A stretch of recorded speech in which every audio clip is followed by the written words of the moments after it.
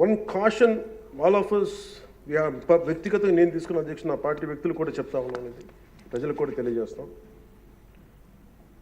గత 5 సంవత్సరాల కాలం నలిగిపోయాం అధ్యక్ష. మేమందరం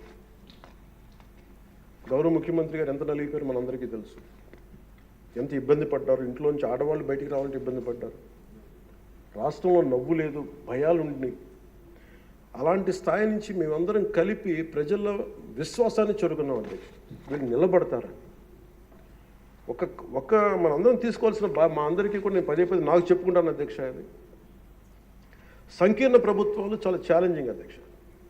ఒక పార్టీ అయితే ఇబ్బంది లేదు, కానీ మన అదృష్టమో ఏదో దురదృష్టమో తెలియదు, కానీ సంకీర్ణ ప్రభుత్వం వచ్చింది మనది. అది ఎటు తీసుకున్నా కానీ our commitment is for people అధ్యక్ష.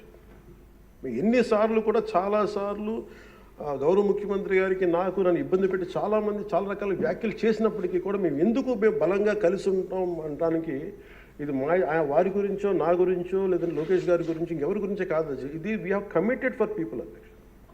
మేము ఆంధ్రప్రదేశ్ ప్రజల కోసం మేము నిలబడి ఉన్నాం అధ్యక్ష. ఇబ్బందిగా ఉంటాయి కొన్ని కానీ సంకీర్ణ ప్రభుత్వం కలిసి లేకపోతే మటుకు ప్రజలకి మేము ద్రోహం చేసిన వాళ్ళం అధ్యక్ష. ఎట్టి పరిస్థితుల్లో కూడా అధ్యక్ష మేము మీకు మాటిస్తున్నాం, ప్రజలకు మేము మీ ద్వారా మాటిస్తున్నాం.